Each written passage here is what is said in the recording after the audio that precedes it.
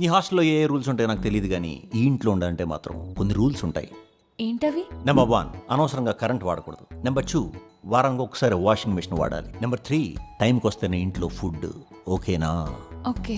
నీ వాష్రూమ్ నువ్వే వాష్ చేసుకోవాలి. అప్పుడప్పుడు మావి కూడా. నీ ప్లేట్లు నువ్వే తోముకోవాలి. అప్పుడప్పుడు మావి కూడా. టీవీ నువ్వు ఎప్పుడు కలితే అప్పుడు చూడొచ్చు, కానీ రిమోట్ మాత్రం నా కంట్రోల్లో ఉంటుంది. అమెజాన్, నెట్ఫ్లిక్స్, ఆహా లాంటి సబ్స్క్రిప్షన్స్ ఏమైనా ఉన్నాయా? ఇమీడియట్గా పాస్వర్డ్ మాకు ఇవ్వు. అలాగే నువ్వు ఇంటర్నెట్ వాడాలనుకుంటే 1000 రూపాయలు ఎక్స్ట్రా అవుతుంది. ప్లాన్ 600 కదరా. ఇది నా ప్లాన్, నువ్వు మూసుకునుండు. నువ్వు మా చెల్లి రూమ్లో ఉంటావు కాబట్టి, మా చెల్లి రూమ్లో ఏసీ ఉంది కాబట్టి 500 ఎక్స్ట్రా. నా రూమ్ లో ఏసీ ఏడుందిరా? ఎయిర్ కూలర్ షార్ట్ ఫామ్లో ఏసీ అంటారు, తెలీదా? తెలుసుకో. ఈ కండిషన్స్ అన్ని నీకు ఓకే అనుకుంటే కనుక ఈ అగ్రిమెంట్ మీద ఒక సంతకం పెట్టుకో. Sign please. ఇది వైట్ పేపర్. మీరు సంతకం పెట్టండి, తర్వాత మేము టైప్ చేసుకుంటాం. నాకు కండిషన్ ఉంది. ఏంటి? నన్ను పేయింగ్ గెస్ట్ గా కాదు, ఒక ఫ్యామిలీ మెంబర్ లా చూసుకోవాలి. అంటే ఏంటి? అప్పుడప్పుడు మా నాన్న ఇంట్లో వెండి సామాన్లు అమ్మేసుకుంటుంటాడు. నువ్వు కూడా అలాంటి ఏమన్నా ప్లాన్ చేద్దామని? మధ్యలో నన్ను ఎందుకు ట్రోల్ చేస్తావురా? కాదు, నాకు లవ్ అండ్ అఫెక్షన్ కావాలి. చూడమ్మా, మా ఇంట్లో ఎక్కువగా వాడంది అదొక్కటే. నీకు కావలసినంత దొరుకుతుంది. ముందు సంతకం పెట్టండి, గడీలు అయిపోతుంది.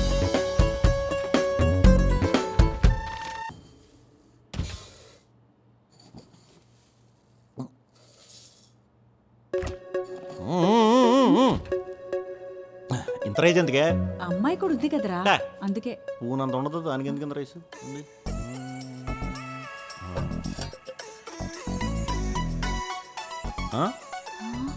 చాలు.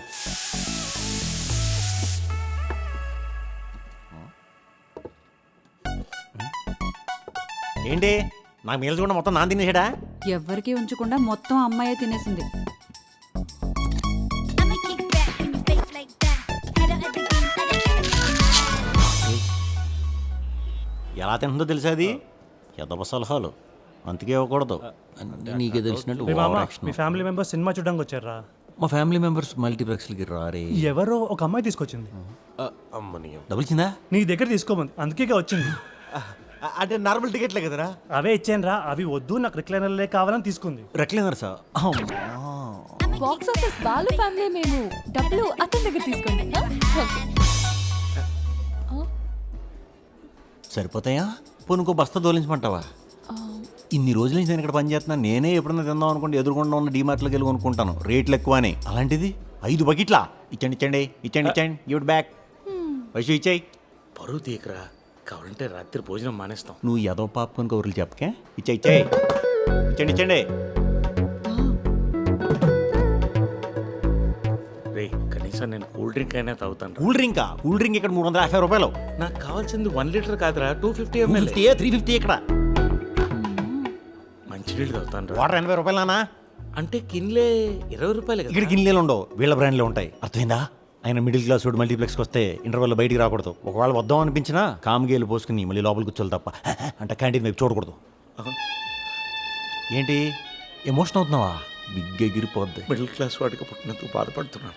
నువ్వు మిడిల్ క్లాస్లో పుట్టలేదు, మిడిల్ క్లాస్ వాడుగా మిగిలిపోతున్నావు. ఓవర్ యాక్షన్ చేయకుండా వెళ్ళి సినిమా చూడు. ఇదిగా ఈ వేరే వాళ్ళకి ఇచ్చేసుకోమ్మా. Okay, sir.